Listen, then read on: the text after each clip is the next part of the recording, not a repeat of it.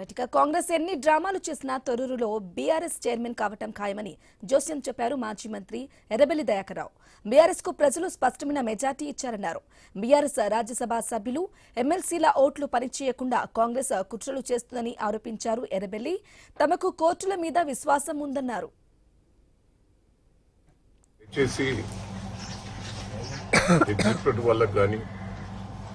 Media సంస్థలు కానీ press మిత్రులకు కానీ కొంతమంది కావాలని ఎలక్షన్లప్పటి నుంచి కూడా తప్పుడు ప్రచారాలు చేస్తున్నారు. ఇప్పుడు కూడా ప్రచారం చేస్తున్నారు. దయచేసి ఇప్పటికైనా మీరు ఒక్కసారి 9 చూశారు. వాళ్ళు ప్రాణం పోయినా బీఆర్ఎస్ పార్టీ టీఆర్ఎస్ పార్టీ వదిలిపెట్టేది కాదు. తెగించి పనిచేస్తున్నారు.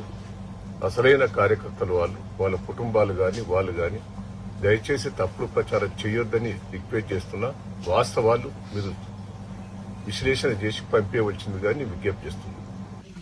తప్పుడు ప్రచారాలు ఖండిస్తున్నాము మేము. ఎందుకంటే ఫస్ట్ నుంచి బీఆర్ఎస్ టీఆర్ఎస్ లో ఉన్నాం, ఆ పార్టీతోనే కొనసాగుతాం. మేము దయన్నతోటే ఉంటాము. మేము బీఆర్ఎస్ పార్టీని వీడేది లేదు, వదిలేది లేదు. ఒకటే జెండా, ఒకటే ఎజెండా, మాది ఒకటే సిద్ధాంతం. నా ప్రాణం ఉన్నంత వరకు బీఆర్ఎస్ పార్టీని వదిలిపోను. తప్పుడు ప్రచారాలను మీరు నమ్మకండి. నేను బీఆర్ఎస్ పార్టీలో ఉన్నా, దయన్నతోనే ఉన్నా.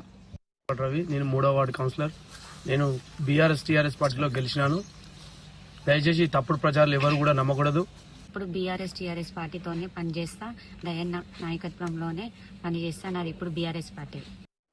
7వ వార్డ్ కౌన్సిలర్ మాడుగుల భవానీ లతని. ఈ కాంగ్రెస్ దుష్ప్రచారాలు ఎవరు నమ్మొద్దు. మేము బీఆర్ఎస్ పార్టీతోటే ఉంటాం, మేము దయన్నతోటే. ఏది ఉన్నా కూడా బీఆర్ పార్టీకే సపోర్ట్ ఉంటాం. మా చివరి ఊపిరి వరకు బీఆర్ఎస్ దయన్నతోనే ఉంటాము. దుష్ప్రచారాలు నమ్మొద్దు.